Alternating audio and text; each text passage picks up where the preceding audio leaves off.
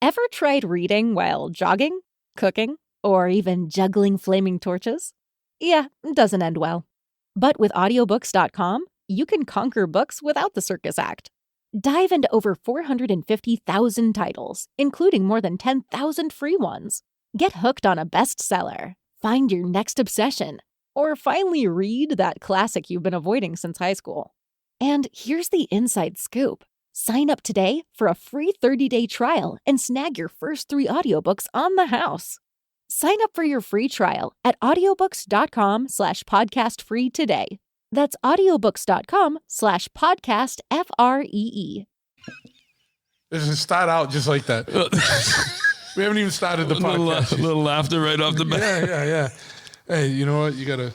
Sometimes you just gotta do that. All right. So it's been a couple weeks. Had a few situations going on, and thank you for holding in and holding out and waiting for a new episode. Want to give a special shout out to all the Patreon subscribers. And they are the ones that truly support the show the most, and our sponsors, and everyone that listens and spreads the word. Thanks to all. I got that good news today. I don't know if you saw that. Spotify released some of their statistics. And the yearly stats, yeah. Yeah, and the show did pretty good in Spotify. It's hard to say, right? Because all the other ones, they like Apple and stuff only show you downloads, not actual listens. Right. But then on Spotify, it was like in the top 5% of the most shared. I mean, I feel like I love the demographics of it all. It's like a little bit of encouragement, and then the downside is that you get knowing that there's no residual benefits. Yeah. It's strictly a pat on the back and cool graphics. Yeah. You're doing a good job for us. Thank you. Most listened to. All right. Least paid. Yeah. So, but yeah, if you are interested in helping the show financially, since Spotify does not, I'm just playing. But what's the whole deal with Spotify next month is going to be like, yeah, you're down fucking 82%. Yeah, because the only one listening is people that work for them, probably. Yeah. But if you want to financially support the show, go check us out at patreon.com/bigtruth. There's 4 different levels of patronage there, I guess, for a lack of a better word, and they all come with their own benefits. And if you are a Patreon subscriber, before we even get into the episode, make sure you listen afterwards, because there's going to be some special live performance by Lenny just for you guys. So that'll be on there, but that's just for the Patreon subscribers. So if you want to hear that, you got to go over to patreon.com/bigtruth. Big shout out to Old Bike Barn over at oldbikebahn.com. They sell parts, they sell riding gear, they sell their own line of like handcrafted knives and leather objects, leather stuff. Check them out. That's under the White Knuckler brand. They sell freaking leather. Yeah, they got what is it? What's that going on right now? The BDSM teddy bears. No, I didn't know that. Teddy bears is going on? There's some weird, like Italian high fashion house. And they just got in trouble because I did see that. These like kids holding these teddy bears. Oh, they're in trouble if Kim Kardashian's calling them out. They're in trouble. It's all downhill. But yeah, no. Who doesn't do that? Old Bike Barn doesn't do that. They'll sell you a knife. They'll sell you some parts for your old Japanese motorcycle. Maybe a Harley, cod piece. Everything in between. They'll sell you a leather loincloth under the White Knuckler brand. Whatever you want. And they might not have that on the site, but hit them up and tell them you heard it on there and you really are looking for like a Conan the Barbarian-esque type loincloth, and they might make one special for you. The bicep things. Oh, yeah. Or like, you tell them you want like a 8-row studded wristband and be super metal. But yeah, and if you have issues with sleeping, you got a little bit of insomnia, or you're stressed out, or you got a lot of aches and pains from the gym or running around or work or whatever, you need to check out Cradle Lake Clear over at cradlelakeclear.com. They have the most cleanest, most righteous CBD oils out there. Don't go buy some bullshit at the local bodega that you don't know where it's from or what's in it. These dudes, you go to their website and they run you through the whole process of how they have the most cleanest CBD out there. If you happen to be in the unfortunate situation where you find yourself in a motorcycle accident, you need to check out Law Tigers over at lawtigers.com. Yes, or go to the Facebook and type in Law Tigers and your city or your state, and you get in touch with their local office.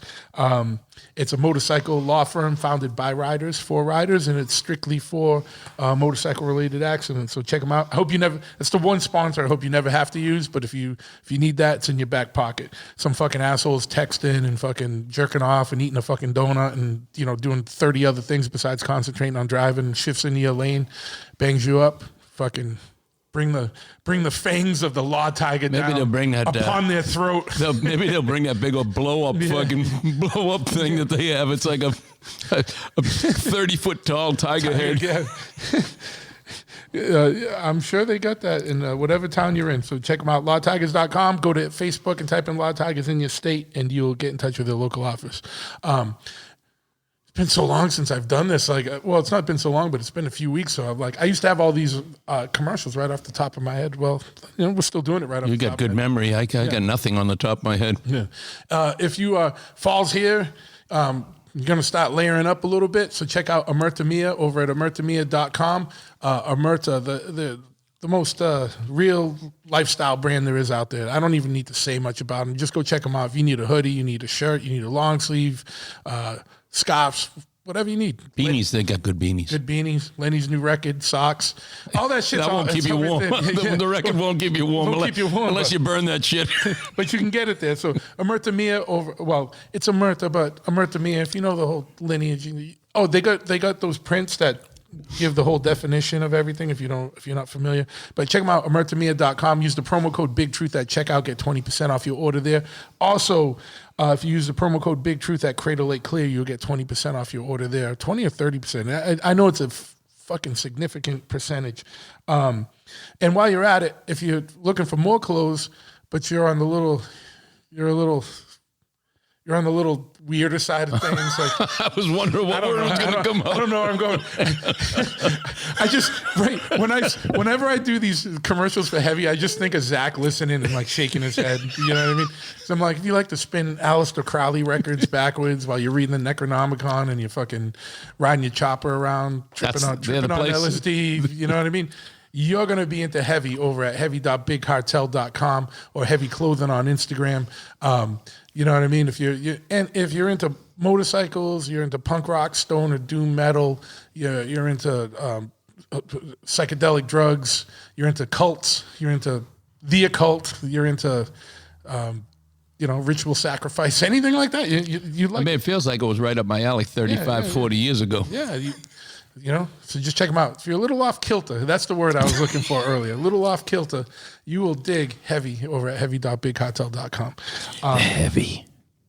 If you are looking for information related to anything related to motorcycles, go check out Chop Cult over at chopcult.com, the biggest online information clearinghouse and message board set up specifically for motorcycle stuff, and it's all broken up by topic. So if you're looking on something specifically for shovelhead choppers, there'll be a forum just for that. If you're looking for British chopper stuff or British restoration stuff or knucklehead stuff, there's forums for everything. And they also have an online message. They have an online swap meet where you can buy, sell, and trade parts.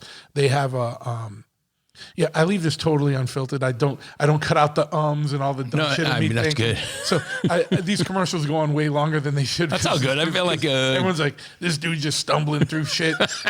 I'm not reading a script. Lenny can attest. This is coming from the ether. I'm channeling it from, Zeta Reticuli. It's coming through my pineal gland. I'm thinking of things in my brain. No. I'm just talking about whatever. But yeah, so they have, and they also have I like their events page because it shows you any motorcycle related event happening in the world, and it's broken up by date, it's broken up by location. Oh, that's the third eye, the pineal. Yeah, see, I'm not that dumb. I'm dumb, but I'm not that dumb. Yeah, dude, But yeah, so check them out over at chopcult.com and at all the social media simply at chopcult. Also check out my band Warren and Company, Pitchfork over at pitchforkny.com. they sell the gear that all your bands wear. You know, all your favorite bands, they're wearing Pitchfork shit. So you should check them out, pitchforkny.com. Legends in the punk and hardcore and metal worlds, and also in the, you know, the streetwear brand stuff. And they also have a record label, and they release all kinds of 7-inches, all kinds of LPs they got going on. They did a New York hardcore compilation LP, and they were doing that back to school series on the 7-inches and stuff. So check them out, pitchforkny.com. I should probably shout out Chop Ahead. We're sitting in Chop Ahead Customs right now. All the benches are filled, all the bike lifts are filled. So we're on the fold out table today. We're not on the third lift. Well, actually, we have 4 lifts. We have 5 lifts, but we're on the fold out table that melted something on fire on that table over there. So just don't put your water there; it'll fall through that. I thought you were going to say something else. Yeah, whatever. Yeah, it's the glory hole table. But yeah, so check out Chophead over at chophead.com. But you don't have to come just on the website. And I got a gripe to pick. We did all these Black Friday specials and stuff, right? And I got so many orders, and I appreciate everyone that ordered, every one of you that ordered. But I get orders from like the next town. Why are you making me ship something to you? I'm going to just fucking drive it to your house because it's cheaper and less time consuming than me having to package shit up. Like, and I appreciate the Massachusetts motherfuckers repping. Like, 100%, I'm not coming down, but it's so bizarre to me that people order online. I mean, and I know sometimes maybe people work late or something, they can't get here, but we're open Saturdays, you know what I mean? Especially, like, why wouldn't you want to just come in?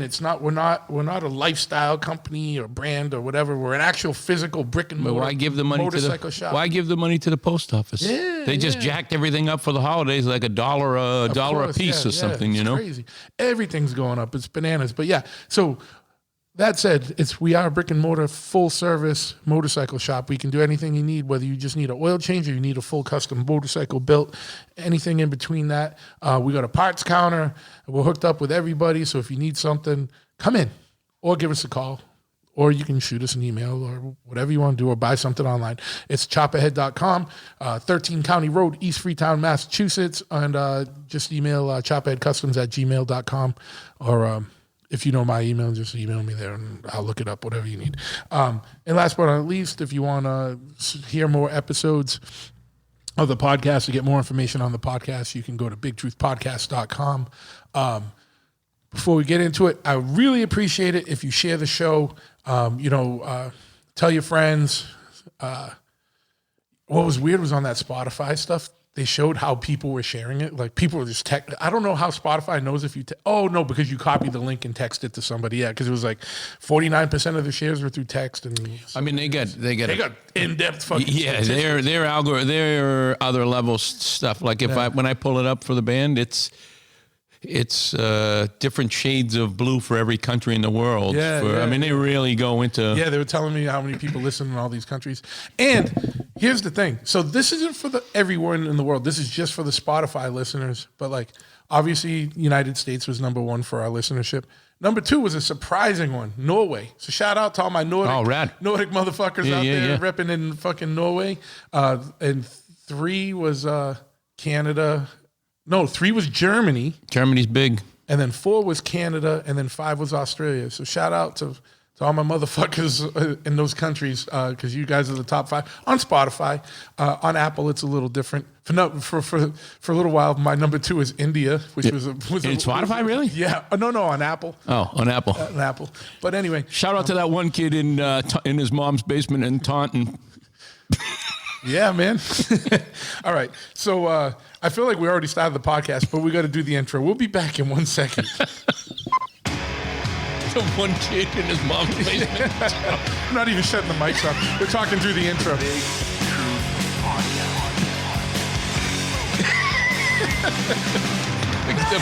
Like every kid we know that's in his mom's basement in Taunton is going to be like, me?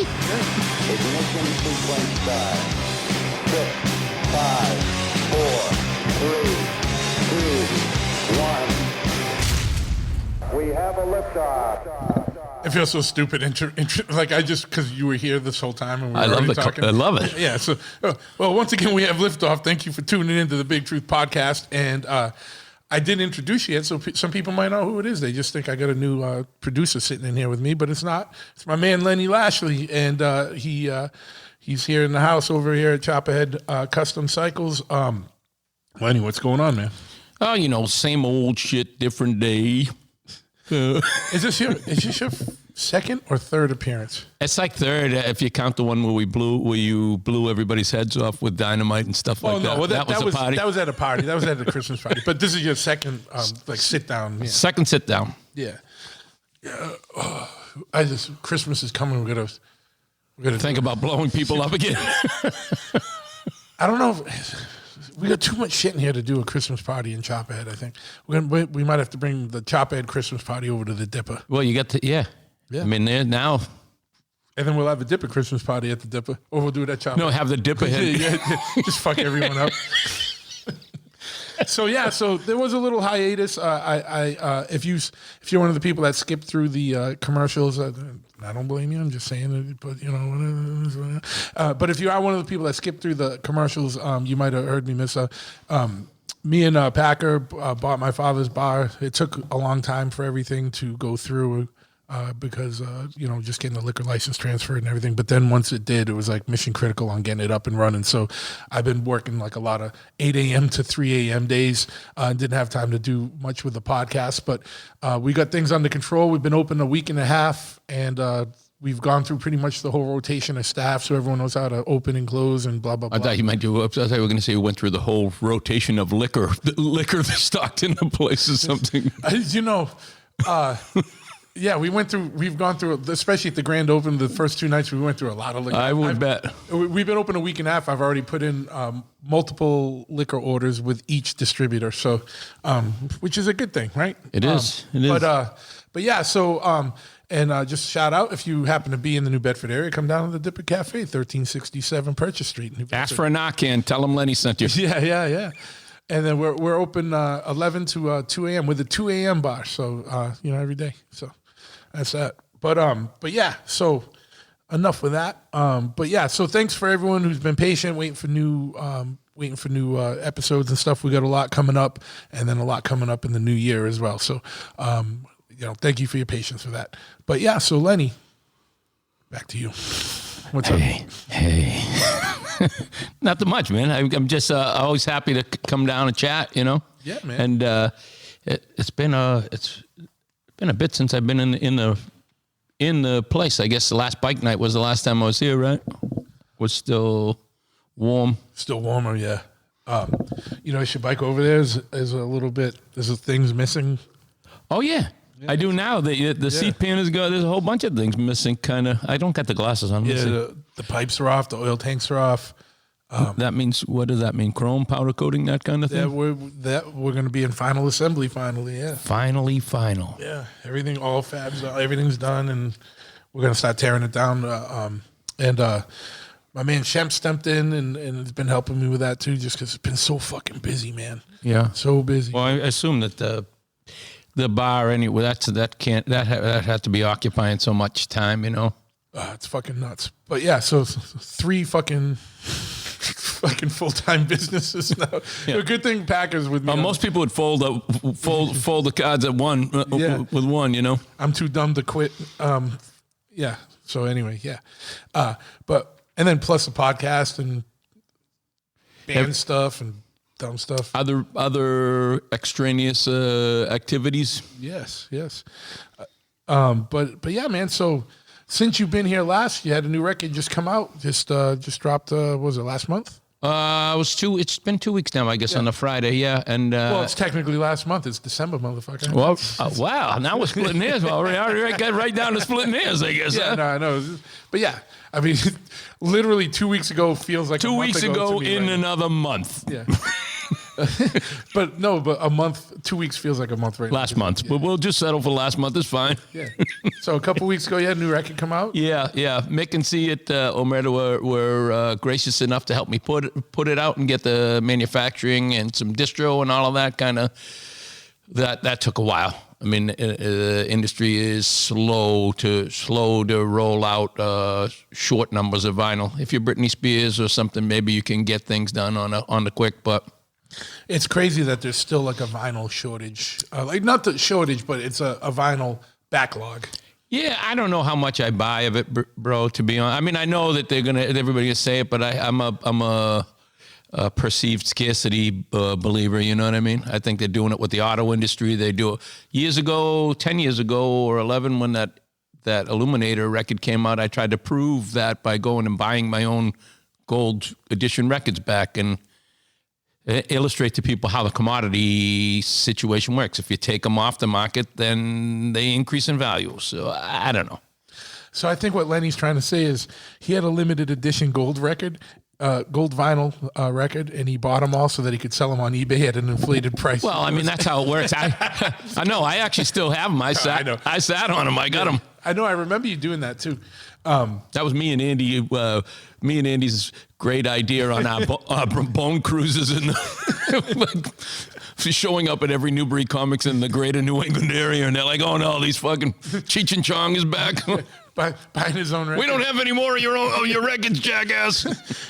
But I bet you charted highly on the Newbury Comics charts that week. No, but reality is what we're talking about is that there's been such a resurgence of vinyl, and that it used to be the realm of like the independent music industry was still doing vinyl and majors didn't care, but now all these major artists are doing vinyl, and it's fucking it up for all the people that kept it going through the dark times of it. Yeah, and I think really because I got to tour the factory in Prague, a lot of the potential to do it in the U.S. has been hindered by EPA kind of stringent EPA kind of stuff. It's the same with a lot of industry like vacuum tubes. That's why they're all made in China and Russia, because there's less scrutiny in the EPA department there. You don't tell Putin to not poison rivers. He doesn't really give a fuck. So yeah. Well, that's the thing, right? Is everyone thinks like, oh, well, we're going to put in all these restrictions so that we can save the environment, not thinking 2 steps ahead that China is one of the biggest manufacturing countries in the world, and they don't give a fuck about of course there's a river, I think, in China. I remember them talking about one river in China that for the existence of the planet, however long that is now, it can never sustain life in it at all. And that's based on their industry. They just, what are you going to do? Yeah. So, you know what I mean? So don't think you're being do-gooders. You know what I mean? Because you're not. You're just pushing it away to where you can't see it. Right? Yeah. So I mean, that's all it is. Yes. That's the world, really, you know? Oh, it's not happening here, so we did our job. Ugh, you just killed American manufacturing. Well, you feel good anyway. At least when the prince and the princess come over from England and shake babies' hands and stuff. Yeah, I don't know. They're over this week or something. And it's climate related or whatever, you know. Yeah. Okay. Yeah. Climate. We're going down. We haven't skipped a beat, right? We're just going down these roads right away. So we were trying to talk about your record. Oh, damn, yeah. So it came out. Omerta helped you put that out. And for those that don't know, Mick over at Omerta used to run a record label called Dirty Mick. So he's got skin in the game in that industry and some chops in that industry. Well, therein was the thought anyway, because we were doing a collab with a Gang of One collab T-shirt with Omerta, and I was searching for a place, and I just jokingly said to Mick, "Hey, you want to put out another record?" And he was, yeah. I said, "You want me to send you some songs?" And he said, "Nah, I don't really give a fuck about what it sounds like. If you want to put it out, I'll put it out." So see, that's the best thing right there, right? Like that shows you the spirit of independent records, right? Actually, you know, there's some interesting theory on that too, because that was Zappa talked about the old days of the big record execs and the big money contracts. They didn't know. They just would throw, if an idea came along, let's give it a shot and see if it gets legs.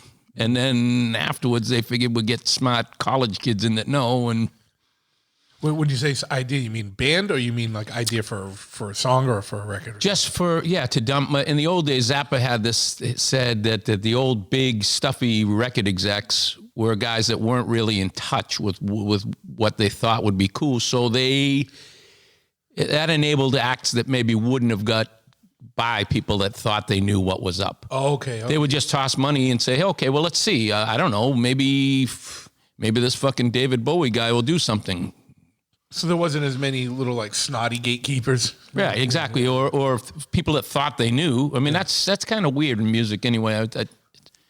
The crazy thing about the music industry is that most of the execs that thought they knew things are only looking for things that were successful at other labels. Repeat, right. Oh, they got one of these guys? All right, rinse, repeat. Yeah. And that works to a degree, selling, you know what I mean? But those are the guys that passed on the Beatles the very first time they had an opportunity to, probably, you know? So. Yeah. Because it was like, oh, we don't know what this is. But yeah, man, so... What's it like putting out a record in 2022, 2023? Because you've been in the record industry for a long time. Obviously, CDs aren't really a factor that much anymore, right? It's just digital and vinyl. I mean, we talked about it because the duration to get stuff made was taking so long. We talked about it on a level of, because it's still fairly cheap to make. Yeah. But not a lot of people have CD play. I mean, I have one in the car, a CD player, but not many people even have them, and they wind up as coasters or promo kind of material. Yeah. Didn't really make a lot of sense. Excuse me. But then again, with the slow in the vinyl production, I think I heard that the CD sales have jumped like some incredible millions of dollars over the last couple of years anyway. Really? Yeah. In sales. So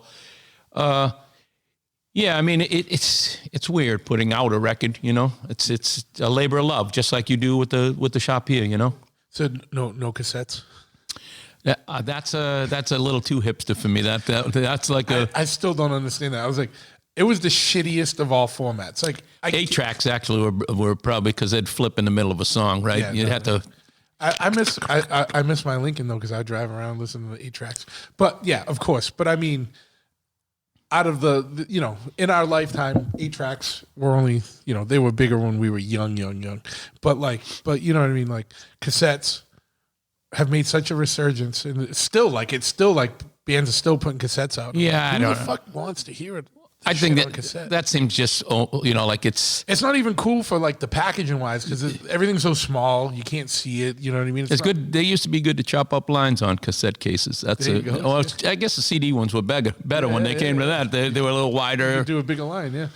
But at least you can still read liner notes and stuff in a CD and whatnot. But I mean, I feel like I'm old, so the art component, what was cool on a cover and what drew you to I can still envision that slow, long exposure picture of the Black Sabbath Paranoid record that was in my mom's collection. It was so visually impactful, or even, everything was like that back in the day. And the vinyl itself was just black vinyl with songs on it. You had to get in there and hear what it was. They all look the same. So and if it was a gatefold or something, you're like, oh shit, or something with like a booklet in it.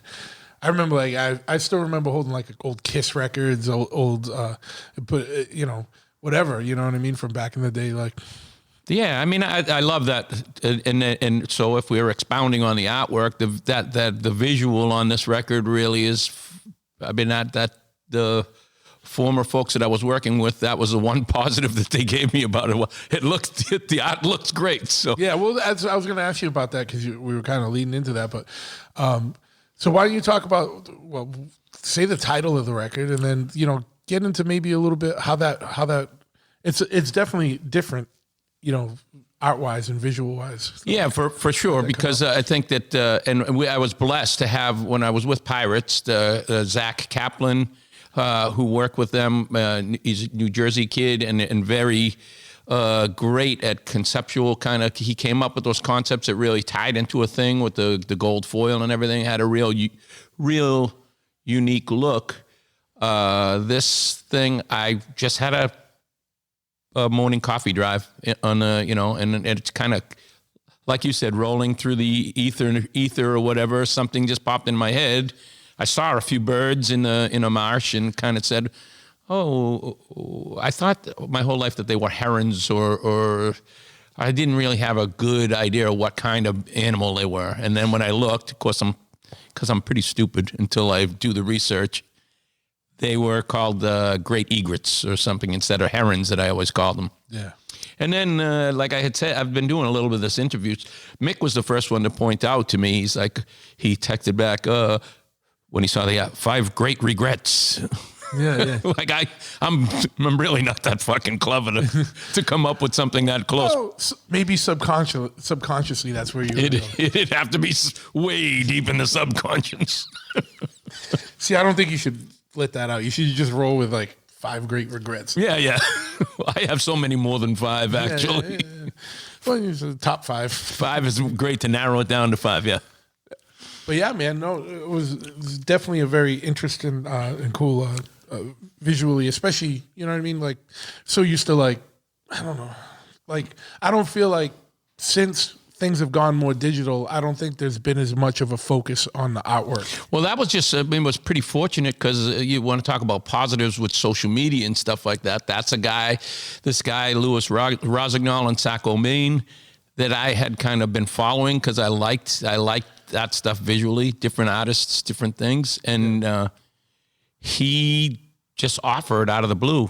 I was just starting to work on the record or something. It was really in its infancy, just the concept. And he approached me and I just loved his stuff and it kind of naturally took its place, you know. And I love when things like that's happened kind of serendipitously. Yes, yeah. There's a lot of shit like, and if you just believe, I don't know, it's such a dumb saying, but like trust in the process. Yeah. If you just like, all right, it'll happen. It does. It always, whatever you're working on, it comes together. I mean, it's so hard to because I feel like I've always put this pressure or there's this kind of hidden need that really isn't a need, doesn't serve anything at all. When you can trust people and kind of utilize, I don't go in and tell a tattoo artist what color to put in a tattoo. I trust the people that tattoo me to know what they're doing. Same thing with motorcycles. That's how I got into riding, knowing that you knew what was up and I could trust you in your opinion.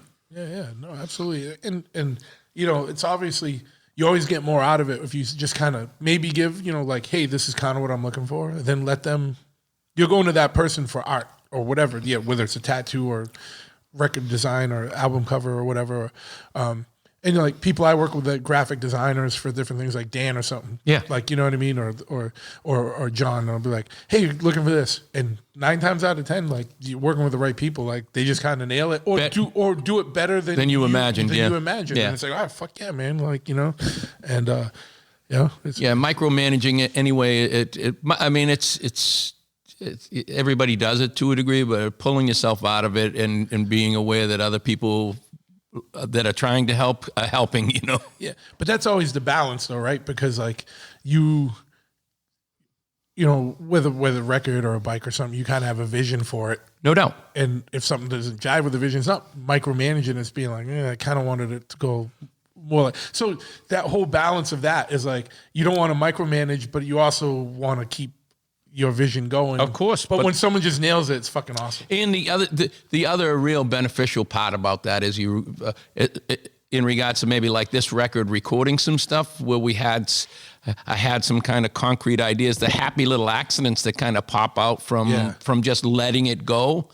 That's truly kind of magical shit when that goes on.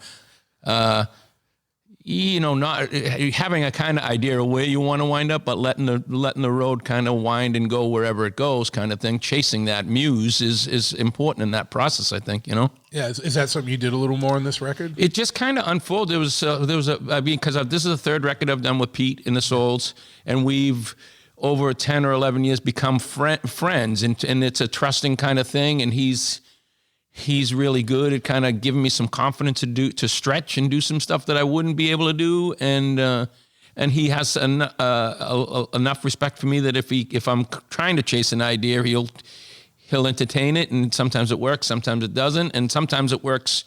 Sometimes things that we didn't think were going to work worked really, really good, you know. Yeah. So it's Pete from Bouncing Souls.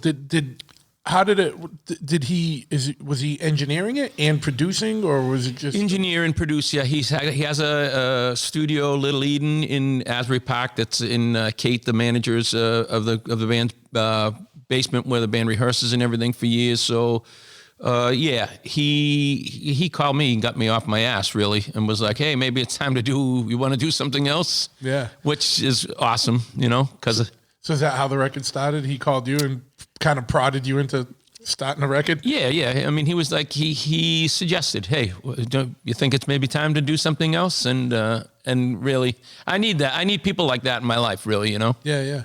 Dude, how fucking convenient is that? You got a band with a practice space and a studio, right? All well, I mean, do they record there too?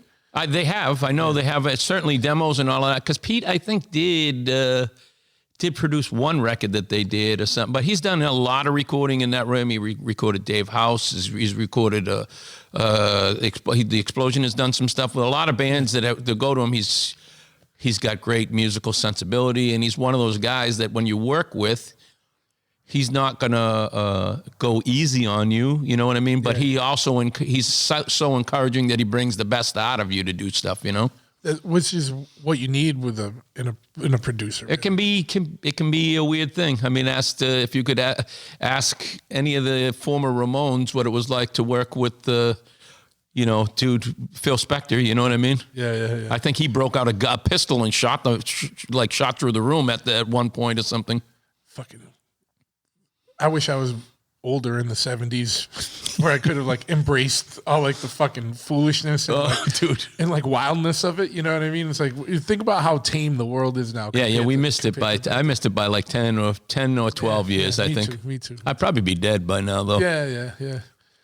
Well, we'd definitely be older. If we weren't dead, we'd be closer to death. I broke my hip. Yeah. But yeah, man. So what was the process like? Pete called you. And then did you go there with, I guess, what was your writing process like for this record? And I know it might vary by song, but did you have finished songs, or did you have concepts and went there and kind of molded I mean, there's sketches really. I try and do that to keep things fresh, and over the last few years kind of diving into home recording and stuff like that so I can navigate a little bit around capturing some audio has kind of lent itself to, completing ideas a little bit more. Usually I'll if I pull up a drum beat, a loop or something on Logic, and then I'll play some guitar until something maybe comes along. Yeah. And if it does, I do a lot of people maybe remember McCartney talking about mumbling words around it until something nonsensical, until it sounds like a word, and then I like to explore. I mean, I love that side of it. So with Pete, I had a bunch of stuff like that was kind of roughly sketched out, and he had a drummer down that lives down that way, Kid Sam Bay, that actually played a couple of tracks on both of the records, I think, that I'd done. No, McDermott played on the first one, but Sam played on a couple of tracks, the All a Welcome thing.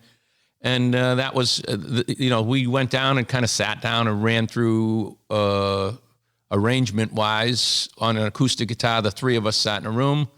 And Sam is such a good drummer that he just went up. I couldn't even really play the parts as well as he could play the drums to stuff that he didn't even know what was going on, Yeah. Like I'm saying, there goes, in so is that creative kind of stuff that goes along. He's such a good musician that why don't we do this? Why don't we do that? And it just kind of developed kind of real natural as then I had some time to sit and kind of develop the lyrics a little bit more and what I was feeling at whatever, because a lot of that is what I try to express, Yeah. So because some people write music, some people write lyrics, some people like you do both. Is that typically your process? You'll get kind of the music down and the arrangement down first, and then write to that. It seems easier for me that way because I can mumble some stuff that would be like a scratch track, and then when something seems to come along and kind of get the creative juices as far as the writing stuff goes, then I usually am writing from my own perspective. So that helps, but I mean, it's sometimes like the last track on the record, it's just kind of like a ballady piano kind of thing, called Redeemers. That was a totally different thing that me and Pete and Sam had worked out. We had this foot stomping part in it. I had a whole different guitar arrangement that was to it, and it just was. When I started listening to rough mixes or something, I was like, this just isn't getting it, man. It's so. What you were looking at? Yeah, it wasn't really inspiring me lyrically or whatever. So I sent the drums alone, only the drums, to Nate Sander, the kid that has played keyboard with me in Darkbuster, and I knew through CJ Ramone and all of that. And Nate wrote this beautiful piano piece, not hearing any direction at all. And I consequently kind of put it in as it sounded and went out and wrote the lyrics to it and the words in came like that. Yeah, in less than 15 minutes, it was the song that it was. And Pete was like, "What happened to the song that this isn't what we were working on?" Yeah. But with great results, like we were saying, the happy accident kind of stuff, you know. Yeah. And it's cool because like. We have a lot of friends in the industry and stuff, and you hear about that, or just listen to podcasts. That seems like sometimes those are the coolest things, like things that just come together like that. Like you're struggling with this and you're working on it for hours and hours and hours, and all of a sudden one thing changes, and then it's like 2 minutes later the thing's done. Yeah, I mean, it's just opening another door, like we were talking about, giving somebody else a little that you love and trust a little room at it, and brings you down another road. Yeah. So lyrically, what was kind of some of the themes or of this record or not even just lyrically, but like musically and stuff like what? I mean, both lyrically and musically, I think that the album is a lot different in subconsciously, maybe a little with some more modern pop influences or something. I don't know how to describe it. I know people that listen to my stuff over the years have been saying, well, it's different, but you can see that there's a growing process in the kind of writing side of things, you know? Yeah. Well, I hate to use the word maturity because I'm not fucking mature at all. It's just evidence when we were trying to get through the sponsorship stuff. I'm so totally immature. Yeah. Well, that's beautiful. But more reflective, maybe. You know what I mean? The older I get, I do get a little more reflective and I really write for myself, really. I think that's important to create for yourself first and not worry about how other people are going to conceive, what other people are going to take from it. Hopefully it's good. We all want that, you know, but.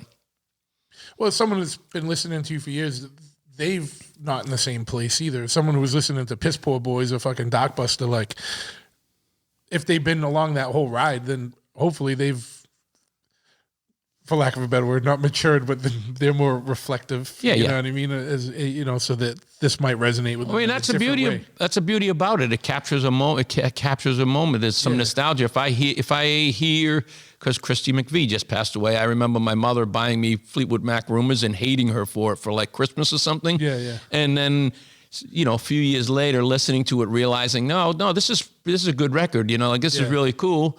And I can still hear some of those songs off of that record, and it'll transport me back in time to that moment, Yeah, I mean, I've it's not to sound like whatever, but I fully understand that in that sometimes you're going to get something when it's meant for you. Like, there's been so many records through the years when I first heard it, I'm like, this sucks. Yeah. And then you go back later and I'm like, why the fuck did I think this sucks? It's the fucking best thing ever. Like, what the fuck is going on? Right.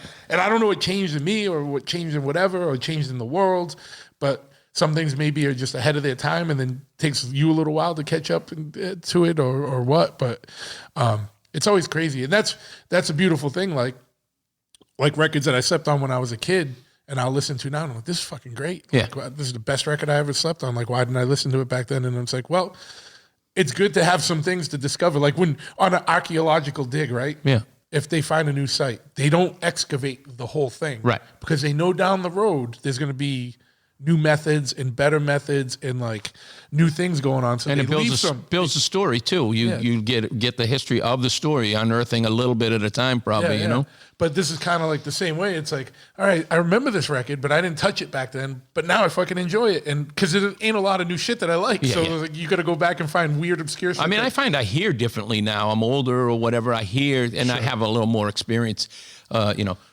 Whether it's through the years of working with the Street Dogs and learning some stuff from John or being in a studio situation and all that, I'm a little more attuned to stuff. So even if it isn't something that hits me in the feels musically, I can find that I can appreciate something production wise, and it's a totally different thing that I never heard that. I never heard that before in the same song or whatever. If it's fucking Yellow Submarine, I'll be like, whoa, wait a minute, that part is there. Yeah.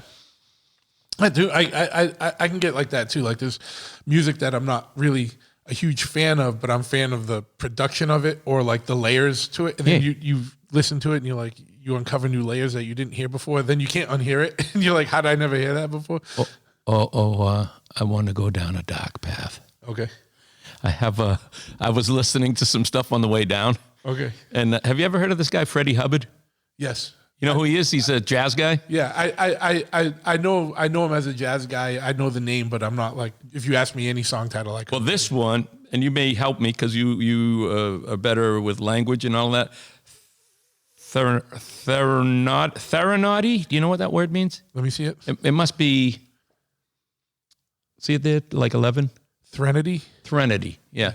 So it must be a musical term, I guess, like Well, you're on your same machine that has the whole world's knowledge. Yeah, but I don't want to forget this. When it came on, a different song. I'm going to help you. I'm going to look up. A different song came on randomly by him, and I remembered this song that I really love called Threnody. A threnody is a wailing ode, song, hymn, or poem of mourning composed or performed as a memorial. Oh, wait, I have to. It makes so much more sense now that you've given me the description. So, it went away. I hit the button for more, and then it said. So now that we've had a little definition and a setup to this, and it also ties into what we were talking about, music being. By the way, the next Lenny Lashley record is going to be called Threnody. Threnody for a. I mean, jazz is a different realm, right? Because a lot of dudes were making jazz, I'm just saying because now you're enthralled with it. I love the word.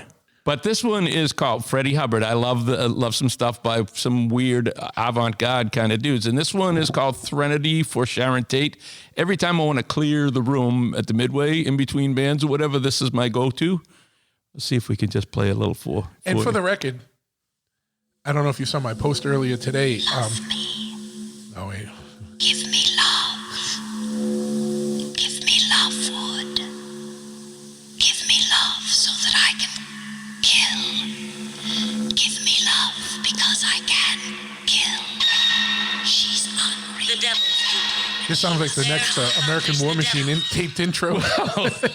Well, it's so good, but because it's as psychotic as the times, right? I mean, it's a requiem for Sharon Tate, but it's coming from a truly psychotic kind of area. You know, it's scary. I tried a new pre-workout at the gym today that's called Manson.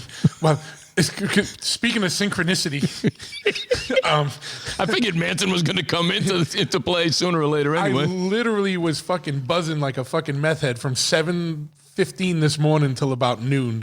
It's a good one. Yeah. Just if you haven't tried, if you go to the gym and you use pre-workouts, I don't get in. There's no endorsement from this. My boy Curry, who owns a company called Certified Nutrition down the road, dropped it off for me, and fucking good. Got a good workout in. Yeah.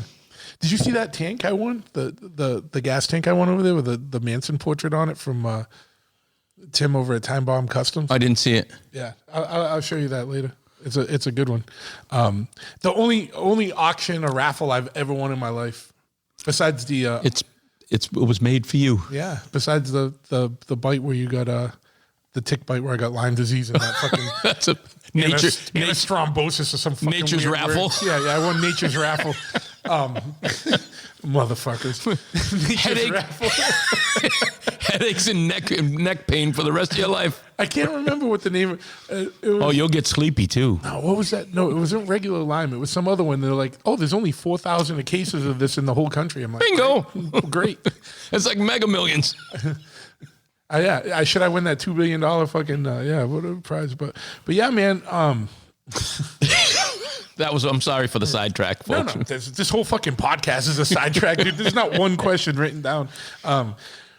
But yeah, dude. I mean, I think listening anyone I know that's a real I'm not saying real, but everyone I know that's kind of involved in music doesn't just listen to the music that type of music they create, right? Yeah, right. Like, that's why our road trips are always so fun because you never know what the fucking craziness is going to come on next, right? Like, you know, like Charlie Boyd. yeah. Look him up, folks. We're not gonna go down that road, but if you want to find a stellar Canadian artist, he's on Spotify. oh boy. What's our recommendation for that? Sperm daddies? No, it was a bicycle seat. I think was my the original one. No, the original one was the one that we were all singing. No, yeah, but that was the hook. But I mean, originally. Years before, well, that's another me and Andy discovery. Yeah, sometimes you find the best things in the free demo bins. Yeah, don't steal this record. But yeah, so should we do a Charlie Boyd contest now? I feel like what are we going to do? Like a date with Charlie Boyd? No. The first person to look that song up and send us the chorus. Singing the chorus. Sending me a voice message of you singing the chorus. Of them singing the chorus will receive a prize pack. Maybe I can get one of Lenny's new records. I'll actually throw in something else if you can get 3 other friends of yours to sing along with you. Get a whole chorus? Yeah. All right. So some motherfucker's going to do this tomorrow morning. Well, we're recording this. I probably know who it is already. Yeah. All right, if you've been on a road trip with us, you're disqualified. Yeah. Let's put it that way, right? Oh, that's good. All right, so not you, Pat. Yeah, so Pat, you can't do it. But yeah, if you haven't been on a road trip with us and you're the first person to look up Charlie Boyd and sing us the chorus, you can because I think you can do that on Instagram, right? You can send voicemail messages on Instagram. Should be able to send and not get flagged for that. Maybe you could do it on Twitter too. No. Like no. I'm just saying how people could get it to me. I'm not giving my number. I'm just saying, yeah. If you direct message me on Instagram, my Instagram is just simply at Big Truth. You can send a voice text or a voice message. They for sure can do that. Singing the chorus. You will with 3 of your friends. Just singing the chorus, you'll win a prize pack. If you get 3 of your friends, you're gonna get a premium prize. Yeah, pack. that's right. I like the word premium. I like how you did that. Do we want to do one of each? Well, solo in. Yeah, because maybe I can do something with the home recording later. Yeah, and then and understand that if you send that to us, we have your explicit permission to use this on the next Lenny Lashley record, and you sign all rights away, or cancel you for singing it. Yeah. You should do a Charles Boyd. I've thought of it for years and years. I think it'll be down the road. I still have a little more of. Pete, I think that one song, that's the one I said, I can imagine you singing. Pete. I hear your voice singing that one. Years ago, and to bring it back towards the record. Maybe, wait, hold on, but just not to cut you off. Maybe that's one of the live Patreon exclusives we can do after this. I mean. All right, but we'll listen. We'll give it a listen. I will give it some thought. Yeah, all right. But go ahead. So what were you saying about Pete? Well, on the first record, so I think I was coming up having some trouble with all the songs or whatever, and Joe Gittleman from the Boss Tones was gracious enough to offer me a tune that kind of fell between the cracks of Boss Tones material or Avoid One Thing material, and so I brought it up to Pete, and Pete was like, "Well, you probably have an original song." In other words, he was guiding it enough to say, "Well, you have enough stuff of your own before you're covering something else from somebody else," which I took to heart. It worked out well that way, and we did get a song that I wouldn't have had because I kind of was forced to do that, you know. Yeah. On this record, and still, it comes full circle. It was a song that I had been working on with Gittleman and Dickie from the Boss Tones to maybe make a chance to get onto their last release. And I was down with Pete recording, and I texted Dick because I knew they were in the studio too with Tim and everything and doing. So I said, "Hey, I'm down here with Pete, just checking in, seeing how you guys are doing, whatever." And Dick texted me back, "Oh, things are going good. We narrowed down the field of the songs, and the one that we were working on together isn't going to make it." So I texted him immediately back and like, "Oh, so I can use it, you know?" Yeah. Which was another happy little accident, you know. So are these Bob Ross things you're talking about with happy little accidents? I didn't even realize I was doing that. Yeah, you said it like 4 times. Oh yeah. Oh yeah. Oh, that's the title of. Now I'm the Kool-Aid man. You should just take all those songs from all your records that were Happy Little Accidents and put it on one record and call it Happy Little Accidents. One happy accident. But yeah, so yeah, man. Have you been doing much? I know you still have been, but like, what's like the concept? You've been going out by yourself and doing a lot of acoustic stuff. What's kind of like that been like, and what are you doing that currently? And yeah, I mean, I've been doing that for years and years anyway, and been. You just did a big European tour. Like. Yeah, it was. Well, I don't know how big it was, but it was long. It was 12 days anyway, and it was. Didn't you do a few Norway dates? Well, I did Sweden. I was in Sweden for a week with a guy, Peter Lundqvist. It was the guy that started the whole. I'm just wondering if you being out there is why I have a lot of listeners in Norway. No, we didn't make it in Norway. It's probably something else. But yeah, I mean, I've been doing that for years now. The acoustic thing. Actually, I was remembering how years ago the AF guys were nice enough to ask me to do that during changeovers at Club Lido years ago, and thinking how cool it was, first off, that they would ask me to do that at a hardcore show or whatever, and secondly, how fortunate I am to have folks in that are there to see that type of music that would actually pay attention to me playing the acoustic in between songs or whatever, you know? Yeah. It's kind of strange little dynamic that something like that could happen. But then it's a matter of making things kind of economically viable too, and hopefully for the new record, I can kind of do a little bit of both. Yeah. I think I'd love to have the record be more represented like it is on the record if I could. Yeah. No, I just like, I wonder what's been the reaction like. You know, it's interesting because, you know, I've seen you do that in a variety of settings, like whether it's at a hardcore show or like, I don't know like the show we saw you in Worcester, where it was all kind of, it was like variety. Oh yeah. Or like, or like by yourself. Like, that was Ralph's, right? Yeah, at Ralph's. But like, it's interesting to see a room full of like hardcore dudes or something, like listening to, but like appreciating it. Yeah, I mean, it's pretty cool. I think that's amazing. And I think that probably is testament to the old guard in the hardcore scene too, because I mean, a lot of those guys are guys that listened to a lot of stuff and because they found a way to express themselves, and that's what they would do, and didn't shut the door on whatever they were exposing themselves to either. You know what I mean? That's pretty important for art and culture and all of that. You know what I mean? I think it's, take a little from everybody, and that's street art. That's urban art at its best, right? You know? Yeah, absolutely, man.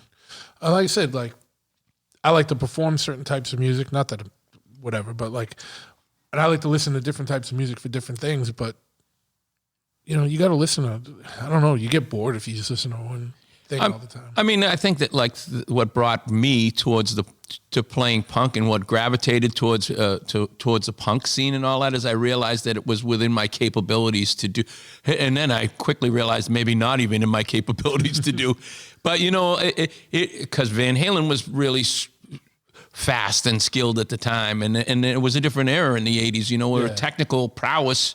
I knew I wasn't going to be a jazz guy. I mean, I got kicked out of Tri-Town Band because I couldn't read the music playing the flute, So I knew that wasn't where I wanted to be, And Johnny Ramone kind of made it attainable. Yeah. Oh, you can just do this, and it sounds good. Yeah. I'll try that. That's cool. Yeah, man. Can you read music now? I mean, I'd have to. I can barely read English now. I wouldn't cop because I'm not dyslexic. I always read above my level and everything when I was younger.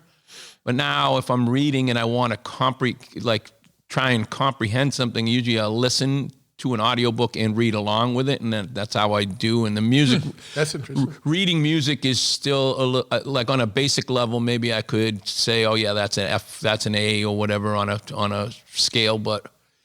It gets pretty complex pretty quick. Yeah, I can kind of read drums, but meaning like I know what the timing of the hits are on like a thing. Yeah. You know what I mean? But like I can't read them. Oh, when they start looping together triplets and it's in every little, it's like,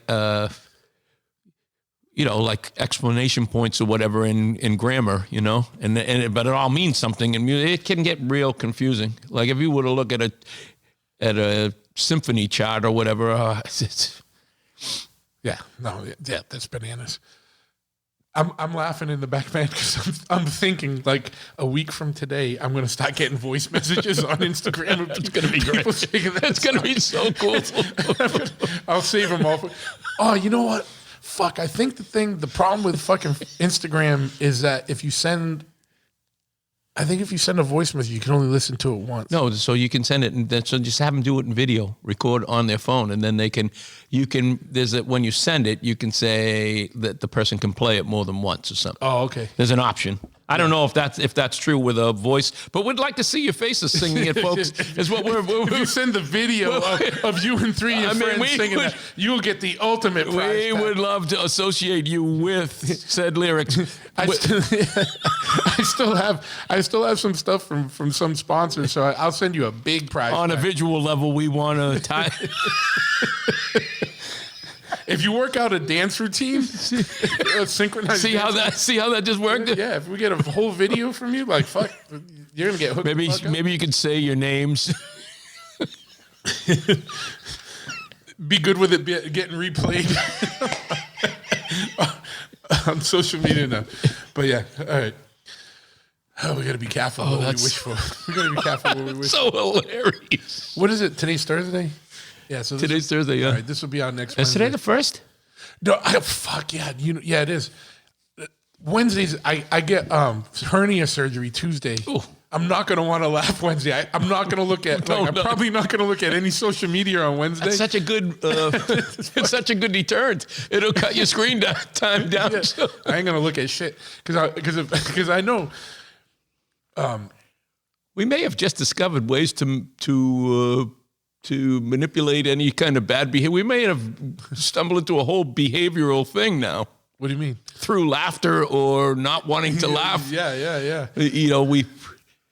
I think we can experiment with that. Yeah.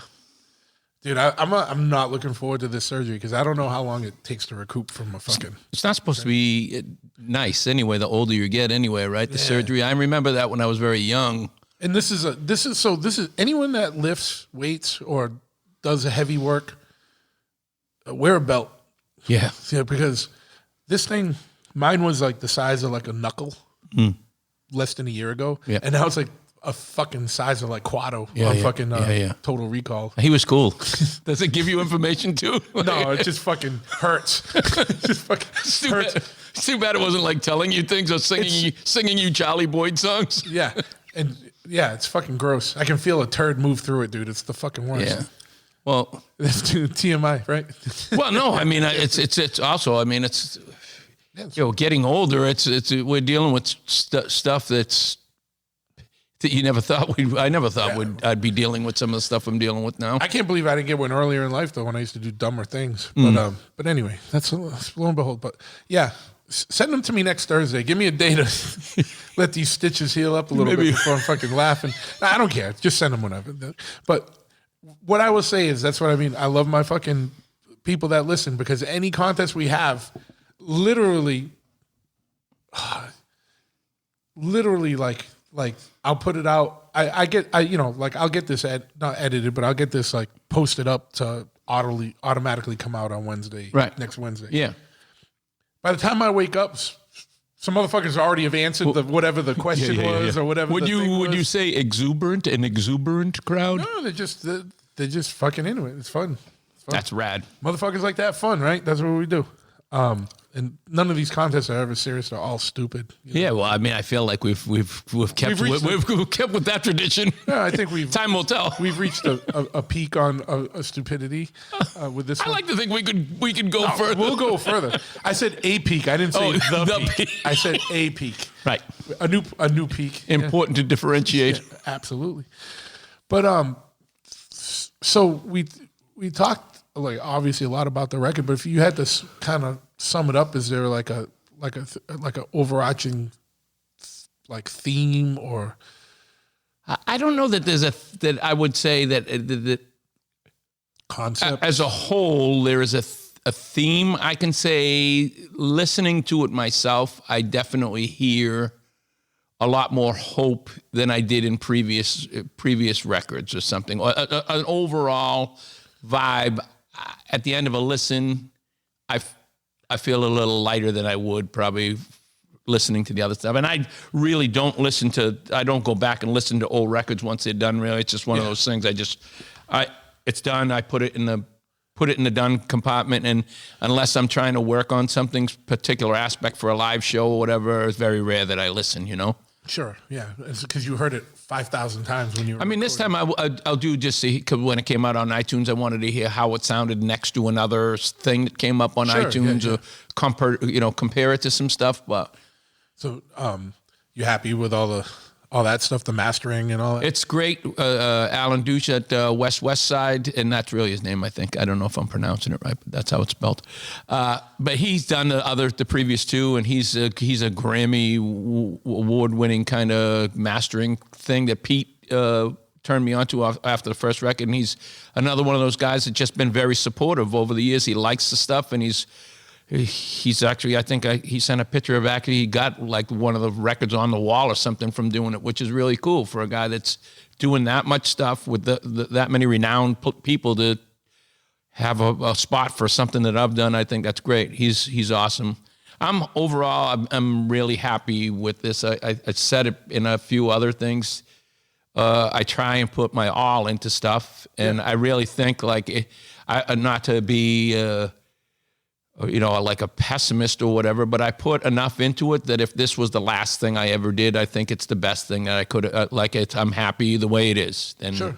I can leave everything at the doorstep and kind of move on to something else, God willing, So we're bringing it back a couple of steps here. Where do you think the optimism's coming from? I mean, the only thing I can equate it to is I'm in a better place mentally, overall, now what I'm pretty open about, my substance abuse kind of stuff over the years, you know what I mean? Now I'm coming on like 7 years of this month will be 7 years of sobriety. So there's a clarity that has started to come unbeknownst to me, Yeah. So and I don't try and compartmentalize it. It is what it is. I just feel like I'm a little bit more lucid and coming from a better place, more comfortable in my own skin, so to speak. Yeah. Oh yeah, man. Yeah, and so obviously that's going to be reflected more in the stuff that you do. I mean, but in all facets, I would hope, not just music. Right? I would hope. I mean, that's the premise anyway. I'd be behind a lot of recovery methods anyway, is that lead by example kind of thing, and that's oftentimes people in that realm will say the best thing you can do is be yourself in the sobriety or whatever it is, and people will notice a change in your behavior. Yeah. So, I mean, I think that's pretty, you've seen me at my worst. So I think it's fairly obvious. Not that it was, I'm not saying that I wasn't fun or it was there certainly was good times about it, but I think overall, were you to think about where we are relationship wise, I'm much more trustworthy. I'm much more present. You know what I mean? For people that I love and care about. And that's I hope that's reflective in the record too and everything, Sure, man. Sure. And I always thought it was, I think it's fucking rad that you can be, sober and for as long as your history was with like alcohol and whatnot. Yeah. And then to go sober, but still be able to work in a bar. Oh yeah. Yeah. It's fucking, that's another level, dude. It's great. It's a great reminder. It's a great reminder, but it's also like fucking. You're in fucking. You're in the fucking wolf's den. It very rarely does it get into me like that. Like usually it's happy fun and other. Really, I got to be careful about like taking other people's inventory or something. Like if somebody's diving into the paint a little hard, I got to be careful not to pour him an extra strong Jack Daniels just to see what happens. Hey, well, you wanted it. You know. All right. You want a shot? Oh, here's a double. I got to really be careful about it. That's the only thing that I have to be careful about in the environment. Really, is just kind of being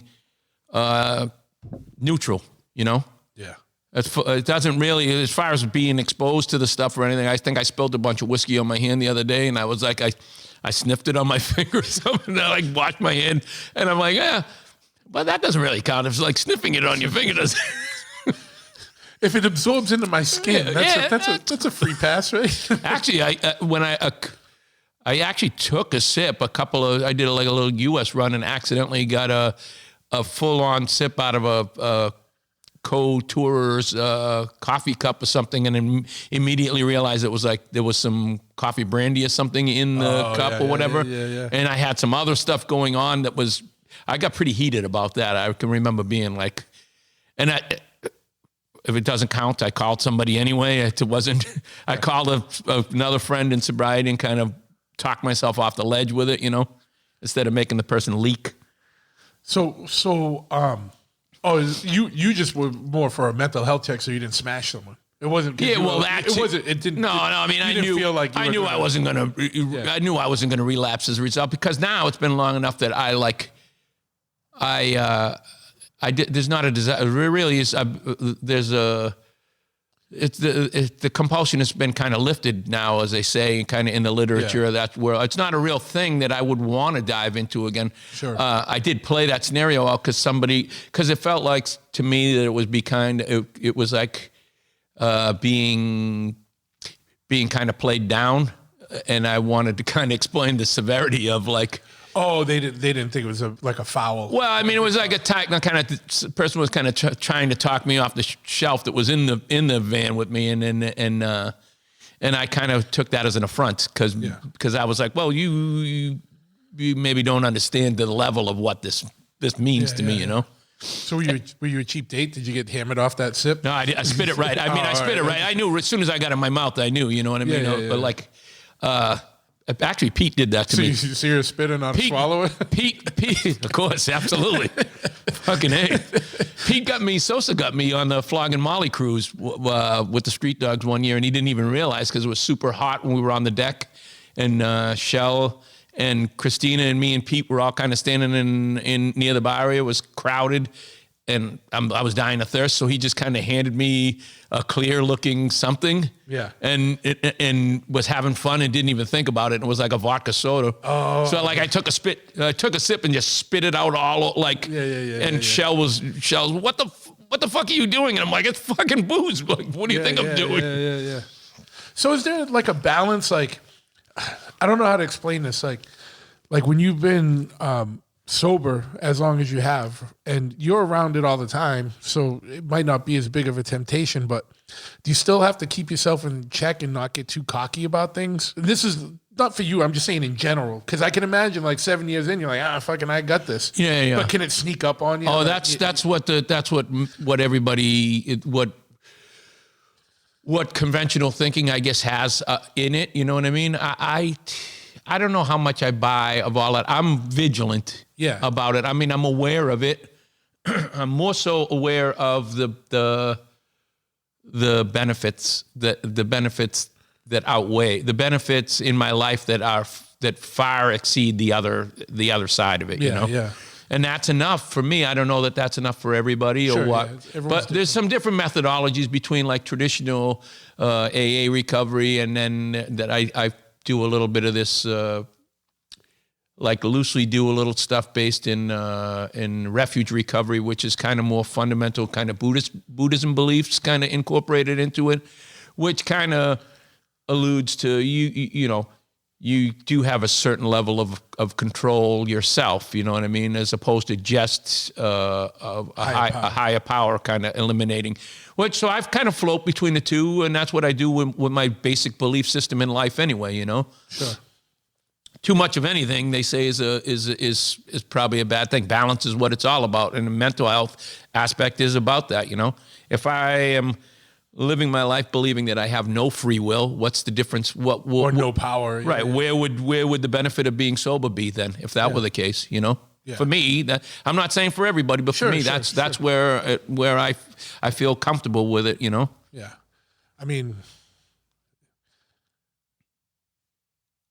lack of accountability has gotten us in the world where we are right now. You know what I'm saying? Like personal accountability or professional accountability or whatever accountability, like, you know, it's like that can fuck shit up. I mean, it fucks everything up, really. You know what I mean? Because it's like, it's so easy in every aspect of the world now to just, to say something. Here's a good example recently in history. The guy that just drove into the Apple store in Hingham. Yeah. Right? So he's saying his foot got caught on the gas or whatever. Now, I'm not trying to throw anybody out there, okay? But this is a 65-year-old guy that had to be going about 45 miles an hour. If you've ever been to the Derby Street shops and seen where he was, there's a bunch of cars on the left that he could have crashed into. There's a whole bookstore on the right that he could have crashed into, and if he made a hard right, he would have been in a back parking lot and made it out to 3A and been in an embankment if he really thought it out. Yeah. Or he could have just stepped on the gas pedal with his left foot. Like, and he I don't know if I buy all of that. You know what I mean? There had to be, you throw it into park. I've been in a car rolling down a hill. Yeah. The old man that I used to work for him, it didn't really work when he threw it into pocket, just ground, you know. Yeah. But he had time to make an attempt to do something, you know what I mean? And he wasn't playing. Yeah. So, I don't know. Maybe the people at the Genius Bar shouldn't have been so douchey to him that morning. I would guess that's probably, There's more. accountability all around, right? Yeah. Yo, no doubt. No, I'm just kidding. The truth is, I don't know what happened. I don't know. The truth is, that's why, you know, like being a little cognizant and trying to be nice to somebody instead of returning kind. Even if somebody's a dickhead to me nowadays, I try to at least return I try and be ambivalent and not return what's being sent at me like that, you know? Yeah. Which is real hard. I mean, I know that'll fuck you up. Dude, I know that's hard. I mean, here or at the tattoo shop or at the bar, not so much at the bar, it's only a week and a half, so it's nothing yet. It'll crop up. Oh, I know. I mean, I got good fucking decade in being a doorman and stuff. I did whatever. Yeah, man. I mean, you try, especially in a professional context, someone comes in there being a fucking jerk off. You're trying to like show them the error of the ways or you know, like just be cool and be like, calm the situation down. And I have about like 3 strikes or like 30 seconds of that in me. And then after that, it's like, it's fuck you, motherfucker. Yeah. Right? You know what I mean? You will. And I wish I had longer because I see people with infinite patience and they can just smile. And I think it would appear that way. Maybe the patience isn't as infinite because it's a practice. That's what I mean. It's like I got to practice that more. Like, but that's what I mean. Like people that can deal with it. Like what I meant is more like I wish I had a longer duration of like trying to de-escalate the situation until I'm just like go from 0 to 100. Well, I mean, escalate it more Here's the thing about going 100. It certainly can de-escalate whatever is going on more quick too. You know what I mean? So it's just a matter of me now sober. Conceptually, I'm trying to get my head around some other things and be a little more empathetic to situationally, to not think I know just because somebody's being a dickhead. Maybe something that I don't know is bringing that out. You know what I mean? It's just trying to be a little tolerant. It's just a practice, and I'm bad at it, real bad at it. I mean, I got out of the car. I didn't tell you. I told Ryan. I got out of the car out near the house, right after the dog died or whatever, and I had a lot going on in my mind, and the kid got on my ass kind of coming down out of nowhere and then was braking and kind of play. So, I pulled the fucking machete out of the fucking front seat and fucking started walking it, dude. And if he took a couple steps onto the property, I probably would have taken an arm off or something, you know. And I didn't feel good about it afterwards. I had to kind of talk myself off the ledge, but But given the situation, that's where it was. You know what I mean? So. Yeah, Lenny Smashley. It's gonna be it. No, don't ever be that. Come on. I can't wait till Let's be honest. It's never going to be Lenny Smashley. I just can't wait till I can use that in a situation we're in together. Yeah, watch out! You're gonna meet Lenny Smashley. Yeah. As long as it Look at him. Look at his face getting red. He's gonna go. Well, you'll probably be propagating the situation. I'm gonna call you and make you laugh like a motherfucker on Wednesday. No, fuck you. I ain't taking no calls from you. I'm gonna look at if it takes me a day or two to read your message. Don't take offense. I'm fucking. I don't know. So like, it's weird, right? Like, and I'm not trying to make anything. It's like you talk to some people and they're like, "Oh, dude, you're gonna be out for like 2 weeks," and then some people are like, give it a couple days, you'll be fine. You know what I mean? Different people, different reactions. I mean, I remember getting a call from Pac when he had the snippy. Yeah. And like he's a tough bastard. And he called me and he was in such, that procedure was not supposed to be like that. How they described it. What he called me. Well, I don't know. Anyone I know that got that procedure says it fucking Well, closed. then they were lying to him beforehand to try and make him feel better, you know? Probably, I was on the way home from work. I was working with Boo down in I heard the first day or two was fucking horrible. I mean, I was working in Newport, and he called me from the parking, like he was in the parking lot. He's like, I'm in my car. I had to go pick him up and give him a ride. Like he couldn't drive, yeah. Yeah, I mean, he was, and that I was like, wow, man. He was, I think something's wrong. No, fuck that. I mean, eventually he felt better the next 2 days later or whatever. But Yeah. I think different folks, different ways. You'll be all right. You're gonna. I don't think in any circumstance you're supposed to drive yourself home after a surgery. But, though. I mean, that could be. That might have been a Packerism too, right there. Yeah. But, I'll be fine. Yeah. But fuck yeah, man. What else going on, man? Nothing much, man. It's just kind of getting through the holidays and trying to be. Not get sucked into the whole family dysfunction thing and all of that, and it's like a weird time of year, you know. Like it's just the holidays kind of everybody, and I feel like coming out of this whole pandemic thing and politics being what it is, people are on this extra crazy level in this now, you know. Everything's still weird and fucked up, right? It sure is. It's like all right, we come out of this pandemic. And things still aren't back to normal. Yeah. And there's still places touting the fear. And there's still, and I'm not saying, whatever, don't take it whatever way, you know what I mean? And there's still bullshit going on. And fucking people aren't used to being out and about as much yet.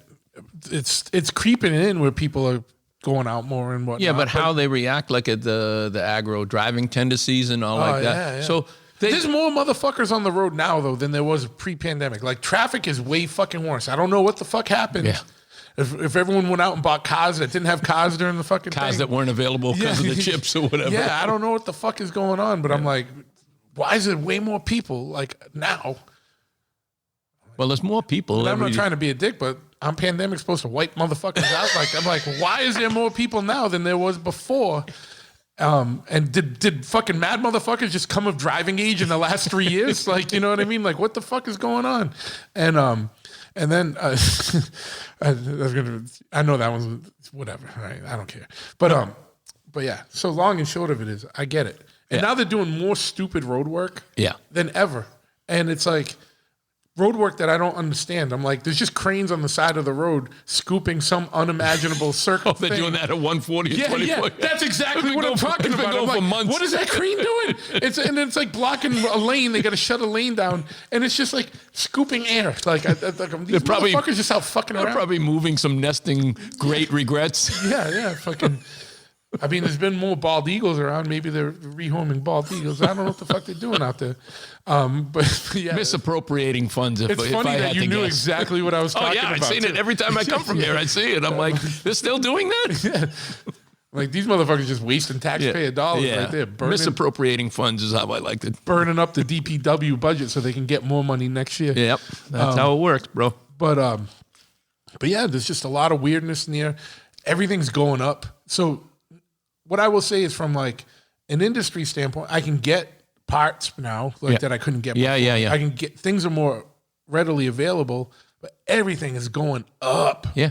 Even like all like so everyone's electricity, all that shit, like bullshit. Everything's up. Like, well, not even to get conspiratorial about anything. The dialogue that we got from the people in charge at the beginning of this thing, right away when they deemed it this is the new normal, that should have been an indicator for people because they have a lot of people thinking about wording and stuff like that. So just the choice of words, I'm very aware of how something on that level has been dissected, and it's like an ad campaign team, like they're throwing ideas. There's a bunch of fucking goons in a fucking room throwing terms around, and they thought that one was going to be the one that sticks, the new normal, and now we're living like we're not even seeing the long-term effects of kids and people that that grew up in this now that are going to have some type of psychological remember the time? It's just like our grandparents saying, remember the Great Depression? We came through the Great Depression. I had to open a can of fucking beans with a fork. Yeah, that shit's coming. If we don't turn shit around, man, I feel like that's really going to come again. Yeah, no doubt. But that's not trying to be doom and gloom. It's just trying to be reality, man. We can't sustain at this level. And if things keep going up and up, there's not going to be any more middle class. Once the middle class collapses, that's it. Yeah, and I think it's just interesting historically. You're a smart guy, right? So, like, I didn't realize... Smart. I'm wicked smart. Fucking super smart guy. I was watching, like, a pool thing, and it was a billiards thing, and a commentator, I forget, it must have been... His hometown was in the commentator that was commentating on the match.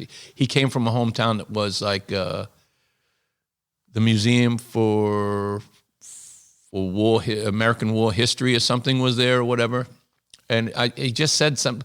Because they were dealing with people on chat rooms too. And a guy said something. There was a guy from Germany or whatever, and he's like, well, you should be kissing Americans' asses because we whatever, or was something along those lines. And the commentator said, well, like if you've ever looked at how many lives were lost in World War II. So I just did the research. I saw it, and I'm like, okay, well, that sounds like an interesting thing to look up. And I got on this site that had all the numbers of the amounts of people, civilians, whatever, that were lost in that period of World War II. Yeah. It's like fucking 300 million lives or something were lost or something. It's crazy huge. Yeah. Countries that weren't even involved in the war, like China wasn't even really involved in the war, and they lost like 25 million people or something during World War II. Like how, though? But that's the other thing. Now, and I'm not doubting anything, but statistics. It was like they can tell you what they want. You know what I mean? But I mean, you look at, I don't know. I mean, I want to go down to conspiratorial theory. I'm not going down to conspiratorial. But myself, I'm saying. Yeah. But a third, by the stats that I read on that site, we're talking about pretty much a third of the population at the time on the planet. Yeah. That's bananas, right? So, like, that's a pretty good reset for everybody that's in control right there. Yeah. That's a pretty good fucking reset. That's a great reset right there. That's a good reset. Then there's enough for everybody, and prices go down, and we can. And there's rebuilding contract. See, the problem is that, like, things weren't as crazy corporatized as they are now. Now, there certainly was big corporations, but it wasn't as corporatized now. So, like, you don't think all these, like, small companies and middle-class companies would be getting, like, rebuilding contracts now. Like, it'd be like mega fucking developers and all that shit. I mean, look at just that, how that's changed. Like, Amazon owns every fucking thing. I know. They just own everything. Yeah. And that happened over that 3 years. That's great. Because it's like everyone got so dependent on not going anywhere that everyone just, fuck that. I ain't now they just bought the land and they're growing the shit too. Motherfuckers are just doing their groceries online. Like, every basic thing is just like, it's all convenience. But that convenience comes at a cost. No doubt. What I mean? Like, that's why it's like, not to get on a thing here, but like, go to your local farm stands or like, farmers markets, like even cities have them. You know what I mean? Yeah, like, you know what I mean? Like, I'm not saying go out, drive out 3 hours into the country. I'm saying go to small shops, fucking, especially in this holiday season. Now more than ever, support small businesses, man. Yeah, Because they ain't going to be around if you don't. And I mean, support yourself too. I would say, like, try and be a little self-sufficient. If you're not as dependent on that stuff, if you're not dependent so dependent on the machine, that's great. Going to Europe and all of that and seeing some of that still is, people with home gardens, like they have a little garden, they're growing their own tomatoes. So we had, my mom had to do that when we were kids just to get by, but people do that not out of necessity. And even if you live in the city, they have that shit where you can do it in your house. Yeah, inside. Of course. Hydroponics. Yeah. Hydroponics just ain't for weed. You know what I'm saying? Well, it's the wave of the future, actually. Yeah. Now they're looking at that, at urban hydroponics is like a real legit kind of thing of sustaining sustaining all of us. Yeah. And you know what? Control yourself a little. You don't need 4 kids. You don't work on a farm. You don't live on a farm anymore. Unless you live on a farm, then fucking have all the farm hands you want. Exactly. But you know what I mean? You live in the city. You don't need 6 kids. And I know some asshole's going to be like, you can't say that. Like, I'm not saying like in any specific case, but I'm just saying, think about it in general. Like, you know what I mean? Slow your roll on this fucking think of what you can handle. Anyway, we don't do that financially in this country either, But there's no more personal accountability. Everyone's feels like they're entitled to everything, and it's like some shit should fucking work for. You feel anything that's given to you is less respected or appreciated than anything you work for. Of course, it has less value. Just has less value. It's like, I don't know when we just got on this fucking that was cool. diatribe. I was like, I got such an adrenaline charge. I think the fucking winter edition fucking Red Bull just kicked in. Oh fuck yeah, dude. Which one? What's the winter edition? What's the flavor? It's so fucking good. It's apple and fig. It's like really? Yeah, I texted Ty as soon as I saw one last night driving home from my mother's, and it was like 11 o'clock. I'm like, this isn't gonna. So I stopped and gassed up at the same gas station. I'm like, I know you got one of these fucking things. See, I used to do that with Ty. We would have like a race to find new flavors of Bang energy drink. Yeah. They've slowed down though. Like, I think they've reached their. What we do with me and him do with the seasonals. Like I had the summer edition when I was like, I actually. This is how bad. If you ever wonder like what addiction is like, there's no way I could consume them. I just knew there was one Cumberland Farms in Hyannis near the job that I was doing that had like a bundle of them. So I like bought like $30 worth of fucking summer edition Red Bulls. They're all warm in my car. But what's that have to do with addiction? I mean, it didn't matter. Well, whatever. It didn't matter. I just covered it. Taurine addiction. I had to cover. You had to cover them. Yeah, I had to have. I don't even know if I just like the color of the cans or the taste of them or what it was. Or were you doing it for the resale? Or were you giving one away with every gold vinyl? Every gold vinyl. No, with every Charlie Boyd, every Charlie Boyd sing along. Charlie Boyd's getting more run on this podcast than he's gotten in a long time, probably. I'm sure. Number one played Spotify artist. I bet you. I'd like to see his stats. Him, yeah. We just boosted him up a little bit because all these people are going to be searching it. Like fucking, somewhere there's going to be like in this algorithm, and now he's going to be like lifted up and like suggested. He's going to be like, I got all these New England listeners. Yeah. Well, no, why are all these Norwegians listening to me? I planted the seed in Burlington, Vermont, like 20 years ago, and now it's finally come to fruition. No, but my best is let's get Charlie Boyd up far enough in the algorithm that now with this caveat that it's fucking horrible, but hysterically horrible. Yeah. So no one's co-signing any of the content of this stuff. It's just so ridiculous that it's horrible in the most precious of ways. Oh yeah. But anyway, I mean, let's boost him up in the algorithm so he starts chatting in Spotify and gets like up in the algorithm and gets like recommended so that it shows up randomly on like playlists and shit. We'll be accountable for it, but we didn't write it. We discovered it and thought it was funny. So you can say whatever you want. It got us through a long road trip. The hilarity of it, and it's also funny that something to put on in your shop when unsuspecting people when me and Andy discovered that's like your greatest find ever. Like, I told Andy when we were listening to it, my only goal to be a success in the music industry or whatever was so that I could take Charlie Boyd on tour with me. he like offer him, just call him and be like, yeah, I got this little U.S. run lined up. There's a bus for you, a plane ticket, just show up. Yeah. Hey, well, the thing is you can have him come do an acoustic set. I can't imagine his setup is what? It's got to be like some bullshit drum machine and like a... I mean, he. I feel like he could do it anyway. He leaves it open. He could come with a full Philharmonic if he wanted to. Yeah. But I'm saying you could do this economically. You could do it right now. You could bring him to Europe with you next time. I bet you it's not as easy. It probably wouldn't be easy. I don't know if he can lead the country. Well, that was the other theory. Eventually, the other theory down the road. You might have to do a Canadian tour. The other theory down the road was that he was allowed access in a place where he was being held to like create. Yeah, we don't know. If anyone knows the whole story, send us some history. Send us some history. Because I doubt there's a Wikipedia on him, but there might be. There was some information on Spotify. Like there was a lot of information on Spotify about him or whatever. Really? That kind of went into biographical kind of. Oh, really? I have to look that up. I think on that note, that might be a high note to end on. All right. Yeah, Charlie. But seriously, where can people find out more information? Where can people get the new record? So still at MIA, they have two variants, I think, still, the Coke Bottle Clear and the Black. And then I like Coke Bottle Clear. Nice, right? Because it does look exactly like it's rad. It's like clear with like that little greenish. And that little Japanese, it really popped. I think it come out really cool. What was that when you say? There's a little kanji that I have in the center mark that kind of really. That was another.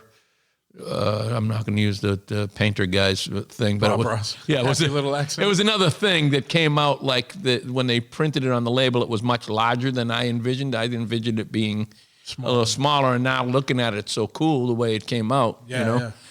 But then Revelation also has a variant. They have like a gold-ish hue variant that only Revelation has. Is the distro? Does Cortex have one? Cortex also has I don't know how I think it was a limited. It was 100 anyway. So it's probably gone. Oxblood. I think they still had some, but I mean they do that weekly chart thing, and it had made it to a spot where it was looking like it was moving something anyway, you know? Yeah.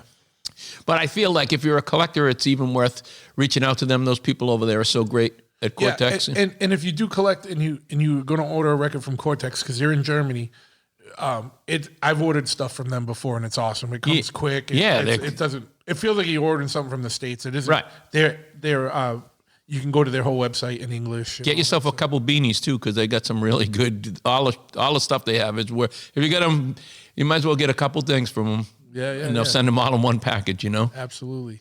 So over at Omerta Mia, use the promo code Big Truth at checkout. You might get 20% off the vinyl. It's a possibility. Maybe I'll try that because it's like when you buy all the Coke bottle colors. when I go on another spree. Yeah, when you go on a spree. But yeah, and check them out. And Instagram is just at Lenny Lashley, right? Lenny Lashley something /something. Yeah. Oh, Jesus Christ! I don't know. It'll be in the show notes. We'll do the. It's weird because it's like.